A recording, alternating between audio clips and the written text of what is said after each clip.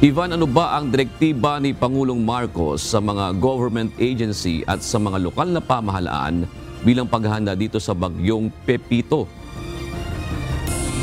Magandang gabi sa iyo, June. Mariing ipinagbili ni Pangulong Ferdinand Marcos Jr. sa mga kinauukulang ahensya ng gobyerno na tiyakin ang kaligtasan ng mga residenteng nakatira sa coastal areas, pati na rin doon sa mga nakatira sa mga rehiyon na direktang dadaanan itong bagyong Pepito. Sa isinagawang situation briefing kanina kasama ang mga kinatawan ng government agencies, sinabi ni Pangulong Marcos Jr. na ang banta ng storm surge o daluyong ang dapat na mapaghandaan dahil sa dulot nitong malaking pinsala hindi lamang sa kabuhayan kundi sa buhay ng tao.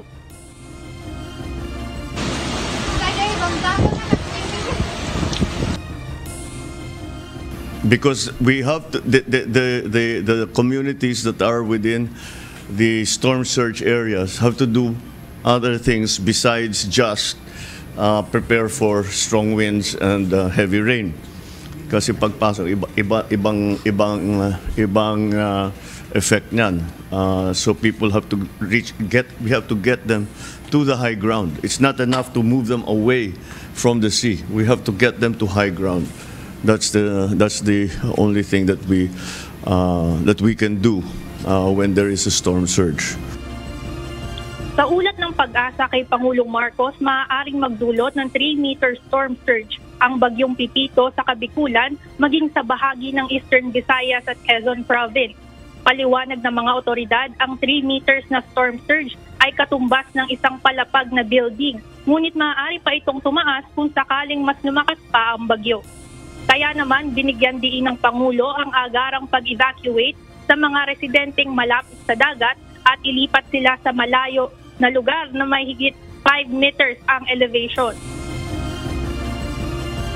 The only way to battle a storm surge is to go up.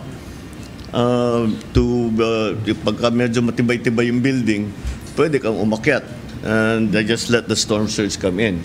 Pero kung walang ganun na shelter, kailangan umalis sila dun sa area na yun. Ayon naman kay Interior and Local Government Secretary John Vic Remulla, dapat mabigyan na rin ng babala ang mga alkalde sa Metro Manila dahil naman sa malaking posibilidad ng mga pagbaha dulot ng malalakas na ulang dala ng bagyong Pepito. Kasama ang Metro Manila sa mga lugar sa Luzon na maaaring mapuruhan o maapektuhan ng malawak na rain band ng bagyo. Samantala, tiniyak naman ng Department of Social Welfare and Development na may sapat pa ring food packs at non-food items sa mga rehiyon sa gitna ng sunod-sunod na bagyong dumadaan sa bansa. So yung lagi hong tinatanong kung kaya pa ho natin, kaya ho natin because we just got our QRF. Ayon naman kay Armed Forces of the Philippines Chief of Staff General Romeo Bronner, may sapat na assets sa lupa, dagat at himpapawid sakaling kailangan sa mga relief operations at rescue mission. Paulit-ulit ang bili ng Pangulong Marcos na agad na ibaba ang impormasyon at babala tungkol sa bagyo at ilagay ito sa worst case scenarios, hindi upang manakot kundi mahikayat ang mga tao na lubusang paghandaan ang nakaambang kalamidad. June, tiniyak rin ng Pangulo na nakahanda ang lahat ng government agencies pati na rin ang mga assets sa mga mangangailangan ng tulong at pati na rin sa mga isasagawang relief missions at clearing operations pagkatapos ng bagyo. Yan muna ang latest mula dito sa Quezon City. Balik sa inyo dyan, June. Maraming salamat, Ivan Alvarez.